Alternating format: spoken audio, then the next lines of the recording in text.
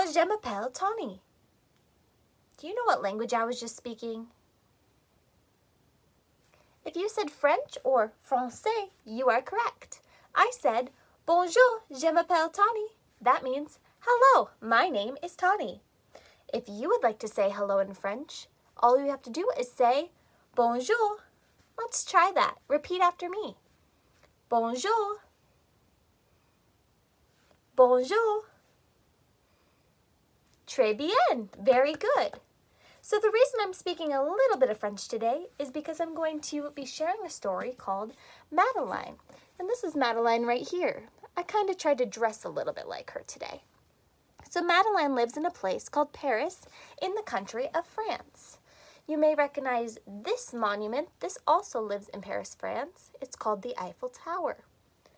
Now, if we wanted to say hello to Madeline in French, we would say, Bonjour, Madeline. Let's try that. Repeat after me. Bonjour, Madeline.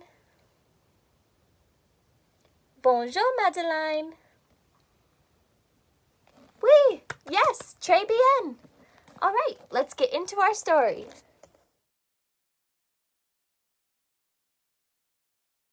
In an old house in Paris that was covered in vines lived 12 little girls in 2 straight lines.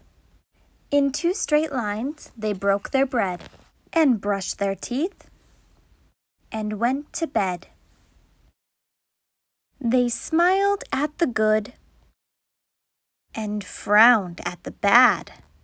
And sometimes they got very sad. I'm sure you guys get sad sometimes. They left the house at 9:30 in 2 straight lines in rain or shine. The smallest one was Madeline. She was not afraid of mice, and she loved winter, snow, and ice.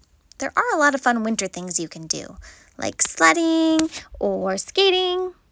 And to the tiger in the zoo, Madeline just said, Pooh-pooh. That tiger does look awfully scary. Why don't we give out a big tiger roar? Let me hear your best tiger roar. Ready? Go!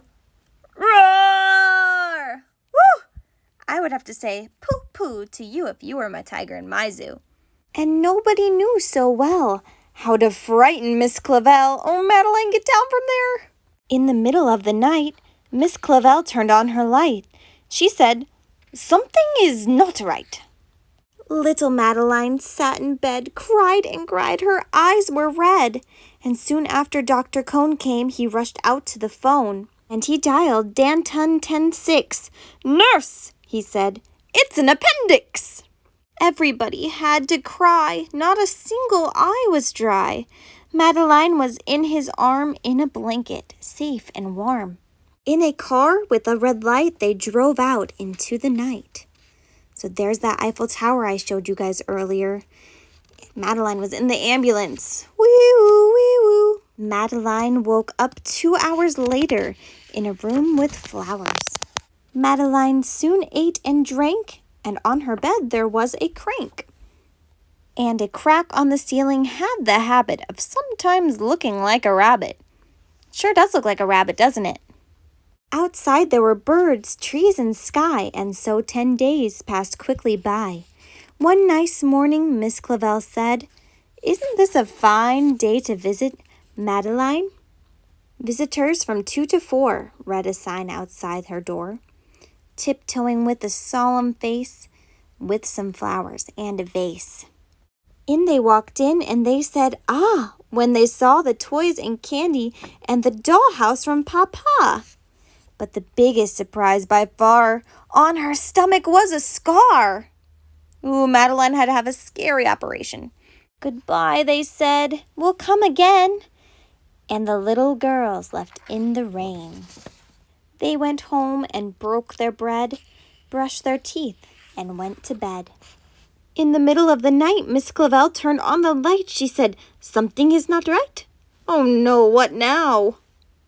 And being afraid of disaster, Miss Clavel ran fast and faster. And she said, Please, children, do tell me what is troubling you. And all the little girls cried, Boo-hoo, we want to have our appendix out too. I think all the girls were just jealous that Madeline had all these fun toys and candy, but Madeline had to go through a really scary operation, so they might have been a little bit silly with their actions there. But Miss Clavel set them right. She said, "Good night, little girls. Thank the Lord you are well. And now go to sleep," said Miss Clavel. And she turned out the light and shut the door. And that's all there is.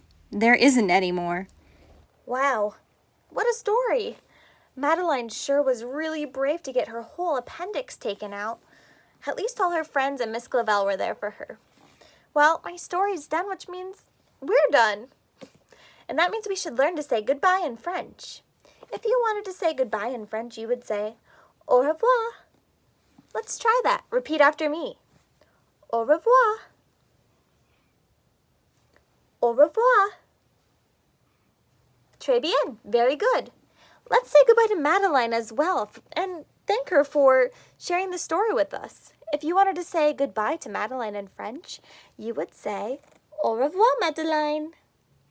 Let's try it. Repeat after me. Au revoir, Madeline. Au revoir, Madeline. Yes, so goodbye to Madeline and goodbye to you. Au revoir. Merci. Thank you for sharing this story with me. I hope you have a great rest of your day and I hope to see you again soon. Au revoir.